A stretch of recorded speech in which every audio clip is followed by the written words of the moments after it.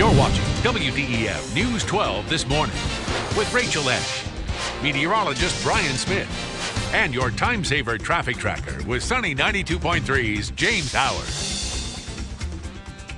Good morning and thanks for joining us. Diverticulitis can be a very painful infection and can be dangerous as well. Here to talk about the signs and the symptoms and what can be done about it is gastroenterologist Dr. Richard Krause. Thanks for joining us. Oh, my pleasure. First of all, I want you to explain the difference between diverticulitis and diverticulosis. Okay.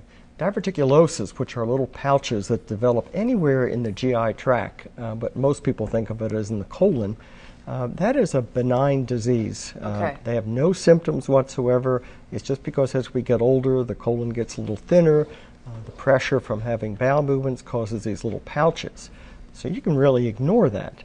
But when those little pouches rupture and some of that stool gets out of the colon, then that becomes diverticulitis. Now, And that is a life-threatening condition. that can be life-threatening. And we have complicated and uncomplicated diverticulitis. The uncomplicated is where it's a pinhole size and a little bit of stool gets out.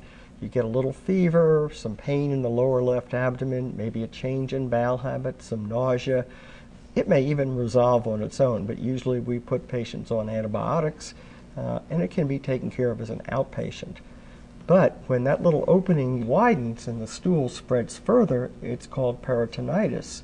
And then you have an abscess in the abdomen, that infection spreads to your blood, and you can die from it. And this is a short period of time when this happens, that you need to be seen by a physician and treated. Yes, yes. A lot of people actually know when they have acute diverticulitis. It happens during pressure, abdominal pressure, straining to have a bowel movement, lifting something heavy. Even a severe cough can bring on an acute episode of diverticulitis. Any age for this? Well, starting at the age of 40 is when you start increasing your risk, although younger people can certainly have it. And then when you're at the age of 60, more than 50% of the people have diverticulosis. But only 10 to 25% of people with diverticulosis will develop diverticulitis. So what should we do preventatively? Well, diverticulosis and diverticulitis is a disease of what they call industrialized countries, like Europe and the United States. We don't see it in Africa, and it probably has to do with fiber.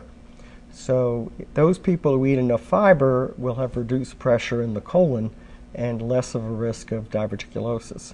And you can tell by really, and this sounds kind of gross, but the diameter of the stool, the smaller the stool that you're having, the higher the pressure of the colon. So the large, bulky stools reduce pressure in the colon, reduce risk of diverticulosis, and therefore reduce risk of diverticulitis. All right, we hope we've answered some of the questions you might have. Dr. Richard Krause, of course, is a gastroenterologist, and you can give him a call.